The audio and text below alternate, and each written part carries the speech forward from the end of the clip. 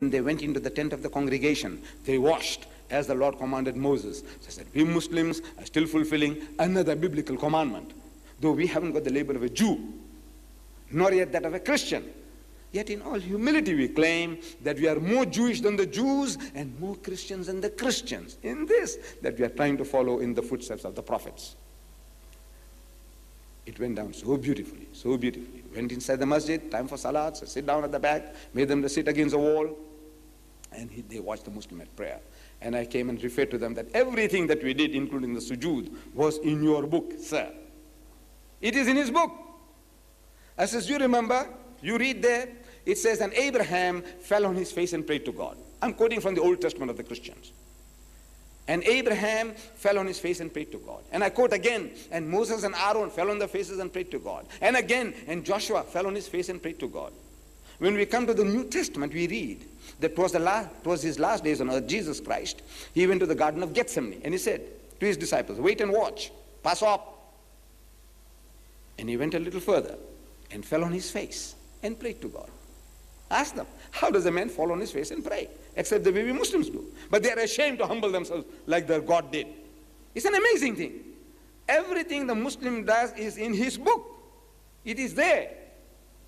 But he, poor man, he doesn't know. He's reading, but he doesn't understand. We understand, but we don't explain. So after the salat was over, we go back to the house, have some tea and samosas.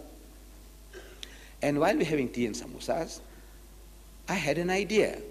I says, Mr. Beer, have you seen the Quran? He says, no. I said, would you like to have a look at it? I said, Deedat, have you got an English translation? I said, yes, sir. So I said, no. He says, I don't mind. So I had this same translation by Yusuf Ali, but it was in 3 volumes. You know, the paper was a bit rougher than this. So, you know, it was very bulky, so they divided into 3 parts, 10 siparas each. So I had it in 3 parts. Same Quran, page for page same, but very much bigger and bulkier. So it was in 3 parts. So between one couple I gave one part, between the second couple I gave another part, and the last volume I gave to my boss. I said, have a look, sir. So they opened the book. It's natural, inquisitiveness. So we just opened the book and started looking. So I suggested to my boss, what I'm suggesting to you, my brothers and sisters, every night. Open the index. I said, open the index. Look up the subject Moses. If it was a Christian, I said, open the subject Jesus. Look, he's a Jew. I said, open the subject Moses. So he opened Moses. Beautiful references. Then I said, look, sir, why don't you look up exactly what it has to say? You know, these are only references. So he opened somewhere, he had a look. He opened somewhere else, I'm watching them.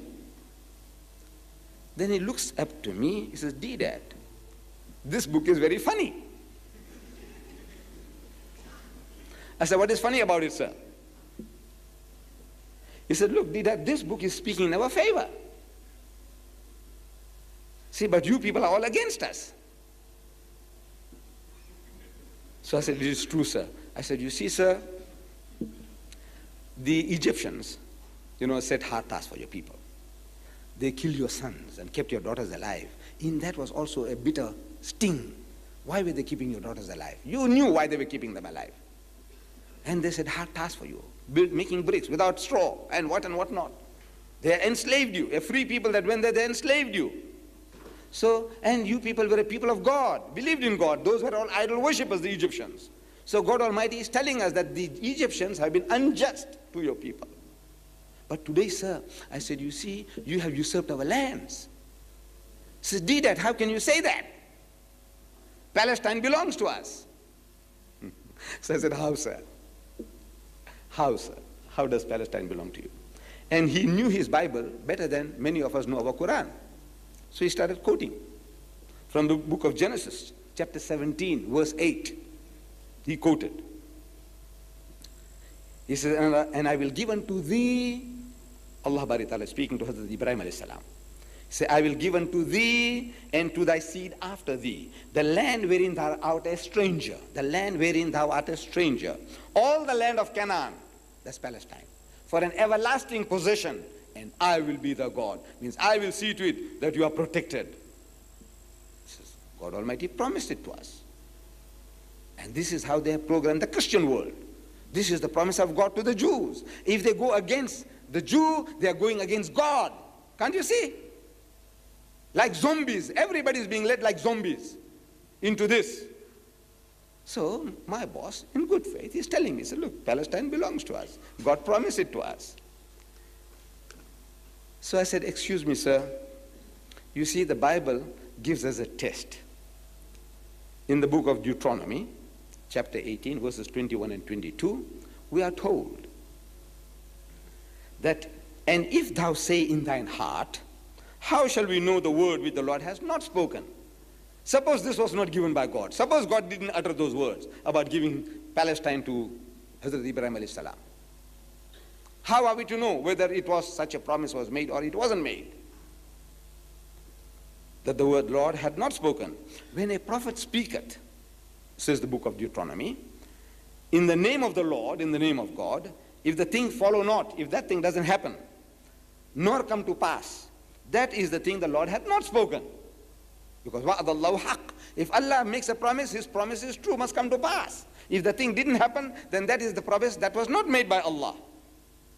But the prophet had spoken it presumptuously. Thou shalt not be afraid of him.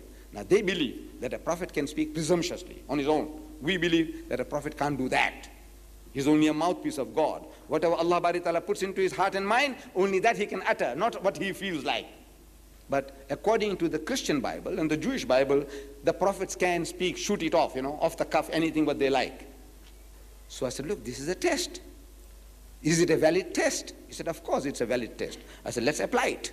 Let us apply to this prophecy. It's a prophecy that Ibrahim alayhi salam was going to get the whole of Palestine, Canaan, for an everlasting possession, him and his children. So I said, you see, sir, the day when Abraham died, it says in Genesis chapter 25, verses 9 and 10, and his sons, Isaac and Ishmael, buried him in a cave. Buried Hazrat Ibrahim alayhi salam in a cave. The field which Abraham purchased of the sons of Heth. There was Abraham buried. There was Abraham buried and Sarah his wife. They were buried in the same place. What land? What he had purchased with hard cash. He got nothing for nothing. He paid for it, according to the Bible, your book. So in other words, he had nothing. And we are told that he didn't have enough land to rest his foot upon. Not 1 square foot of land he owned. What was given to him for nothing. This is what he had to buy with his sweated labor. Then in the book of Hebrews, for the Christians now, chapter 11, verse 13, these Hebrews, you know who? Again, Paul. Well, we use him. This Paul says, these all died in faith. All these prophets, were given promises. Allah, promised them the golden carrot dangled before them. He said, these all died in faith, not having received the promises. Not having received. They didn't receive it. Allah was dangling this carrot before them, like a donkey. Come, come, come. And they were being led. This is what Paul is telling us. But having seen them afar off, you see that golden carrot, donkey, far, far, you keep on going for it, they received nothing. So I said, now, is it true, sir? Is it true that they didn't receive the promises? They got nothing. He got nothing. He was supposed to get the whole of Palestine for an everlasting possession, and he didn't own, not 1 square foot of land was given to him. Is it true? So, well, his book says so. So I said, therefore, this promise could not be of God. And the battle was over. A sincere man. Since Allah says, minhumul mu'minuna, among them there are good people, wa aktharuhumul fasiqun. The majority of them are perverted transgressors. But there are good people. He said, no, I can see the point. He's my boss. But I didn't want to cut short the discussion. We wanted to pursue this further. So I said, you see, Mr. Beer, I am prepared to concede that God did make such a promise. As if Palestine was my father's property. I'm prepared to give it to you, in other words. So I said, now, the prophecy is, I will give unto thee, means Abraham, and to thy seed after thee. I said, who is the seed of Abraham? She said, we, the Jews. I said, no, no doubt. You are the seed of Abraham, but are you the only seed? I says, in the book of Genesis, the first book of your Torah, no less than 12 places, Ishmael, that's how they say it. Ishmael is described as the son and seed of Abraham no less than 12 times. And as for Ishmael thy son, and as for Ishmael thy seed, it says 12 princes shall he beget, and I will make him a great nation because he is thy seed, no less than 12 times. So I said, you see, sir, you are the seed of Abraham, and the Arabs are also the seed of Abraham.